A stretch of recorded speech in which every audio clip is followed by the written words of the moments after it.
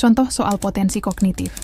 Pada tes skolastik di ujian seleksi nasional penerimaan mahasiswa baru berbasis tes. 5 sekawan Sani, Jono, Budi, Ridwan, dan Wati selalu semangat berangkat bersama menuju kantor. Jono selalu menjemput Sani setelah ia dijemput oleh Budi. Ridwan menjadi anak terakhir yang dijemput, sementara rumah Wati terletak di antara rumah Jono dan rumah Budi. Berikut ini pernyataan yang benar adalah A. Rumah Wati terletak paling jauh. B. Rumah Budi terletak paling jauh. C. Rumah Ridwan terletak paling jauh. D. Rumah Sani terletak paling dekat. I.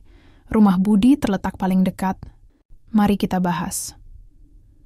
Untuk menjawabnya, kita harus tahu siapa yang berangkat lebih dulu ke kantor. Artinya rumah dia lebih jauh dari kantor.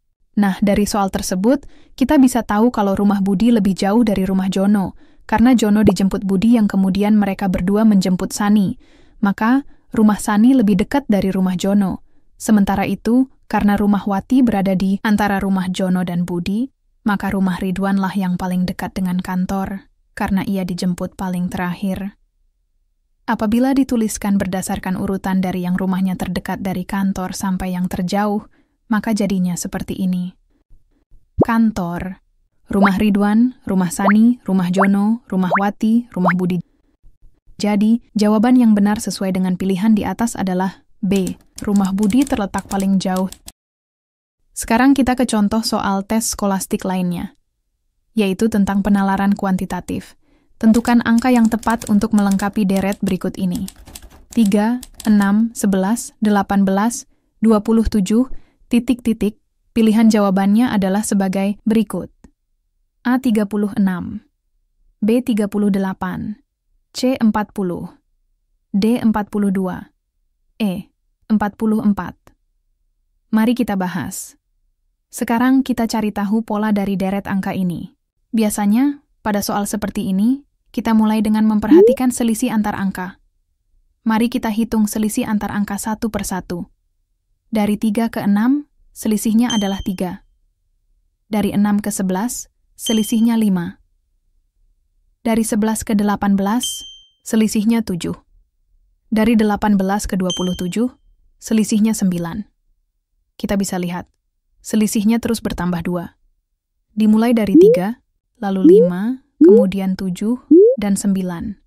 Maka, angka selisih berikutnya adalah 11. Sekarang kita tambahkan 11 ke 27. 27 ditambah 11 sama dengan 38. Jadi, angka yang tepat untuk melengkapi deret tersebut adalah 38.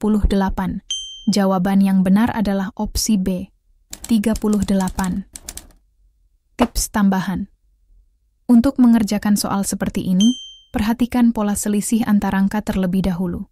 Cek apakah selisih tersebut membentuk pola tertentu, misalnya bertambah secara teratur, atau mengikuti pola bilangan ganjil dan genap. Jika sudah ketemu polanya, lanjutkan pola tersebut sampai menemukan jawaban yang tepat. Soal berikutnya. Kali ini, kita akan belajar tentang penalaran verbal. Lebih tepatnya, kita akan membahas soal analogi kata. Kata pertama adalah dokter. Kata kedua adalah pasien. Maka, pasangan kata yang memiliki hubungan serupa adalah A. Guru dan sekolah. B. Pengacara dan klien. C. Penulis dan buku. D. Pilot dan pesawat.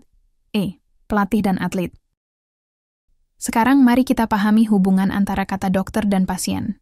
Seorang dokter adalah orang yang memberikan layanan atau bantuan kepada pasien. Pasien adalah orang yang menerima layanan atau bantuan dari dokter.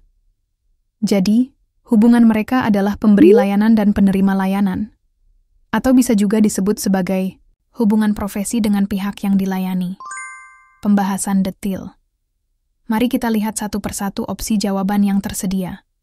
Pilihan A adalah guru dan sekolah. Hubungan ini tidak sama, karena guru adalah orang, sedangkan sekolah adalah tempat. Maka, ini bukan jawaban yang tepat. Pilihan B adalah pengacara dan klien. Seorang pengacara memberikan jasa atau layanan kepada kliennya. Klien menerima layanan dari pengacara.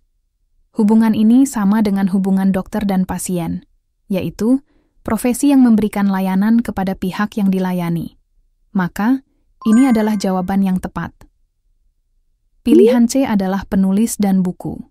Seorang penulis memang membuat buku, namun hubungan ini adalah antara pembuat dan hasil karya, bukan antara pemberi layanan dan penerima layanan. Jadi, ini bukan jawaban yang tepat. Pilihan D adalah pilot dan pesawat. Seorang pilot mengoperasikan pesawat. Ini hubungan antara orang dan alat transportasi, bukan antara pemberi dan penerima layanan. Jadi, ini juga bukan jawaban yang tepat. Pilihan I adalah pelatih dan atlet. Pelatih memang melatih atlet. Namun, hubungan ini lebih bersifat pembimbing dan peserta didik, bukan secara langsung pemberi dan penerima layanan dalam konteks yang sama, seperti dokter dan pasien. Meskipun hampir mirip, hubungan ini kurang tepat dibandingkan pilihan B+, jawaban akhir. Jadi, jawaban yang paling tepat adalah opsi B. Pengacara dan klien. Karena hubungan keduanya sama-sama antara profesi pemberi layanan dan pihak penerima layanan. Tips tambahan. Tips untuk mengerjakan soal analogi kata seperti ini adalah sebagai berikut. Pertama, pahami dengan jelas hubungan antara dua kata yang diberikan dalam soal. Apakah itu hubungan sebab akibat, bagian dari sesuatu, fungsi alat, atau hubungan profesi dan klien? Setelah itu, cari pasangan kata yang memiliki hubungan yang sama. Jangan terkecoh dengan jawaban yang tampak mirip, tetapi sebenarnya hubungannya berbeda. Baik, teman-teman. Semoga pembahasan ini membantu kalian memahami cara menjawab soal seperti ini. Terus berlatih dan tetap semangat belajar.